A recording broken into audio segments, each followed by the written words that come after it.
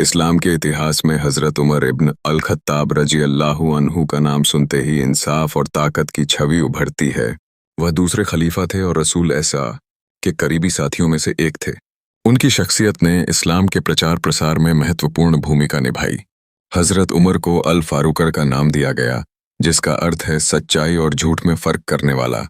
उनका यह गुण उनकी व्यक्तिगत और राजनीतिक जीवन दोनों में उजागर होता है, जहां उन्होंने हमेशा हक और सच्चाई का साथ दिया।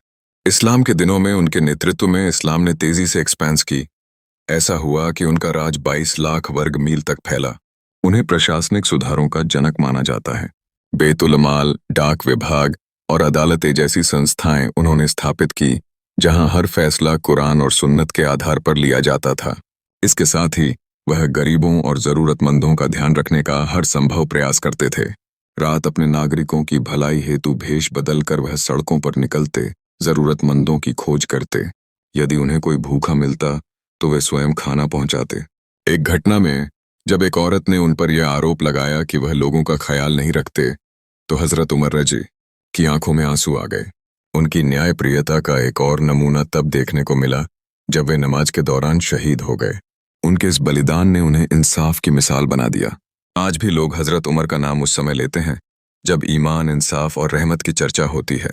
उनका जीवन और कार्य हमें यह सिखाते हैं कि सच्चा नेता वही होता है जो अपने समाज के प्रति जिम्मेदार हो और जिसे अपने लोगों की भलाई की हमेशा चिंता हो।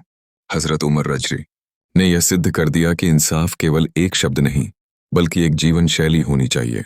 उनकी विरासत आज भी जिंदा है, जो हमें प्रेरित करती है कि हम भी अपने जीवन में इंसाफ को प्राथमिकता दें।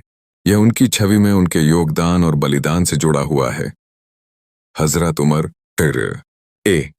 इंसाफ का अलामत शब्द केवल उनके नाम का परिचय नहीं, बल्कि एक प्रेरणा है।